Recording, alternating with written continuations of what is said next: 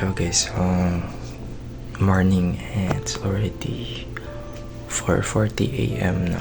It's March 14, day 74 no, ng ating 2024 daily vlog. So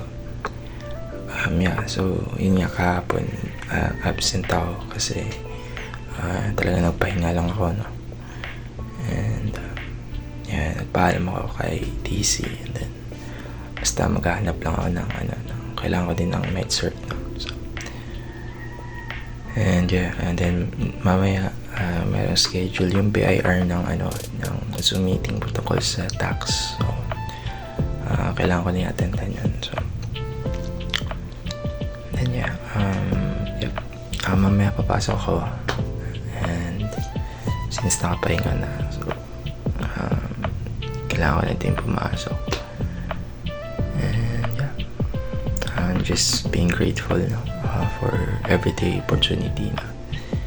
And just be thankful to God in all the aspects, no?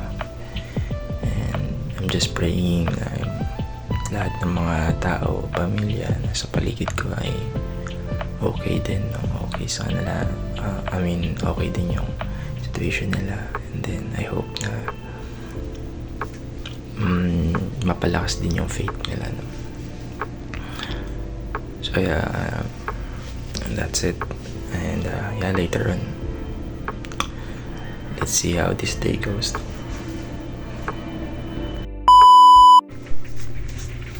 Hello guys, so it's already 2:06 p.m. now.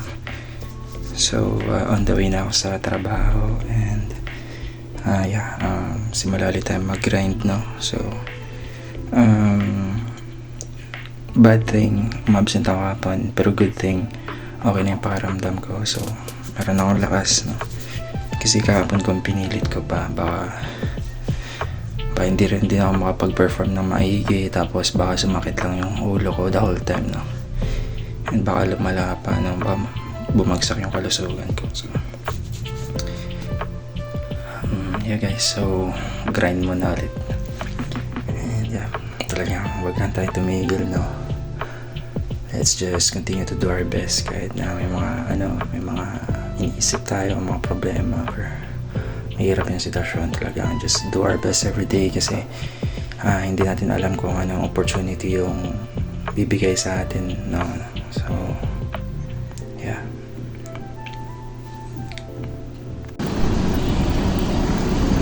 so guys, on the way na sa office, no.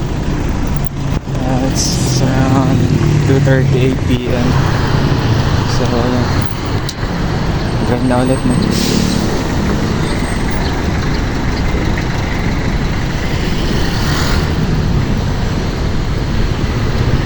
Merong nag-viral na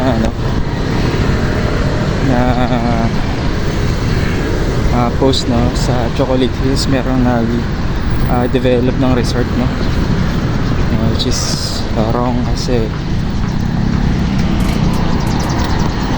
protected area kasi yung Chocolate Hills, no.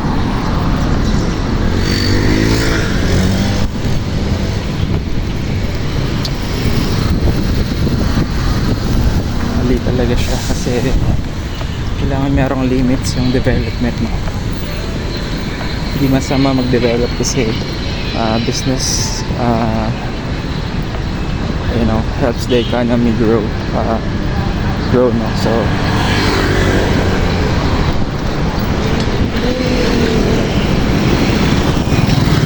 pero kailangan pa rin may limit sa pag-build ng mga structures, especially protected area. Chocolate Hills, na natural wonder kasi.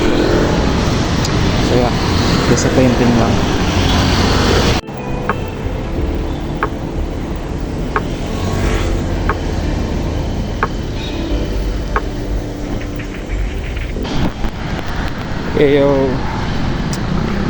So merong video na parang promotional video siya ng isang resort sa Bohol, no.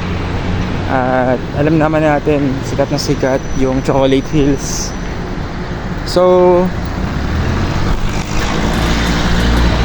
wala naman akong alam na local ordinance patungkol sa pagprotekta sa Chocolate Hills. Pero we know, siguro common sense lang din na natural wonder kasi siya, at talagang kinahangaan yung Chocolate Hills dahil sa natural niyang ganda, no? And then alam naman natin na may mga residents, local residents naman talaga doon, may mga konting bahay. Pero yung pagtayo kasi ng resort, no, doon mismo sa gilid ng Chocolate Hills, napaka-aggressive kasi ng development na ganun, no? Nakaka-disappoint lang, no, sa siguro officials, especially engineers or local government, na natuloy yung project, no? So sobrang na-disappoint kasi it will give validity at courage sa ibang mga business owners na magtayo din doon, no? Sabihin ko, okay pala magtayo dito, tatayo din ako dyan, no? So mag-i-invite yun ng iba pang mga businessmen na magtayo din doon ng ng business nila, no? Resort din, no? So kapag hindi kasi natin napigilan o ipa-shutdown yung resort na yon, is parang binibigyan natin sila ng approval, no? At hindi lang sa kanila kundi sa mga future business owners na may tangkang magtayo ng business nila doon, no? So ayun nga, katulad lang ng Rizal Monument, no, sa Rizal Park. So may mga kailangan kasing consideration dyan, no?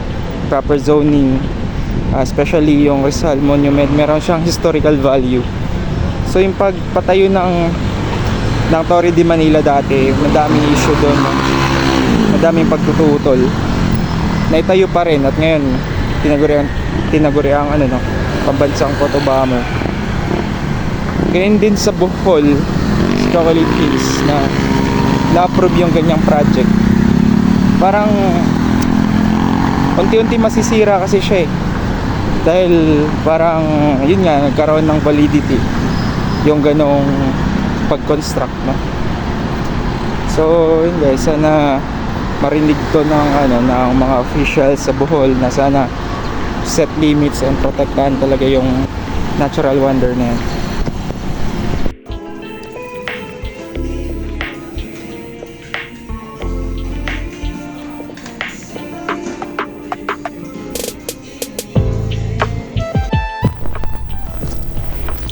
Yo guys, kaka-out ko lang. So it's already 2:30 AM now.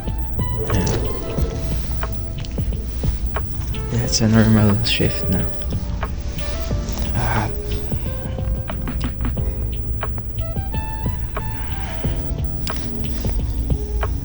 This day, yeah, I'm happy. Medyo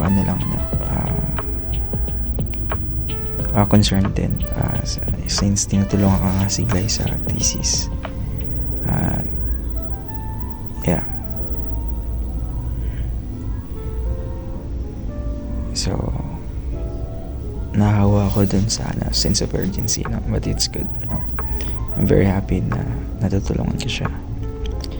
Yeah, so may nagagawa floor plan. Then yun nga patungkol din sa viral na resort, na patayo ng resort sa Bohol. Pwede naman siguro magpatayo, pero dun sa outside, sa protected area na dun na dapat sa gigilid, na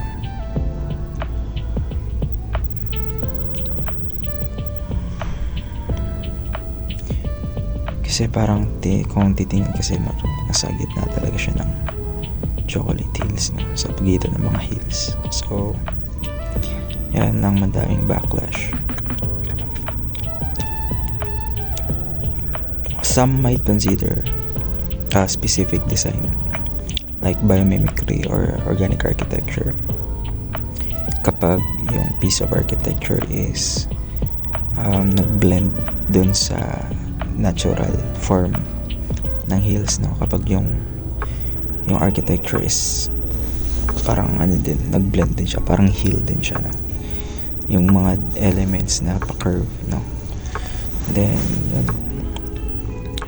Kasi yung ganong concept parang may partly respects the nature, pero yun nga, bottom line, never talaga dapat na tayuan yun dun, kasi protected area yun. Maybe a couple of 100 meters away from that pwede kang magtayo, imimic mo, no? Agayahin mo yung design ng hill, so para mag-blend ka sa lugar. So yun, I think yung ano, parang ano ko dun, opinion.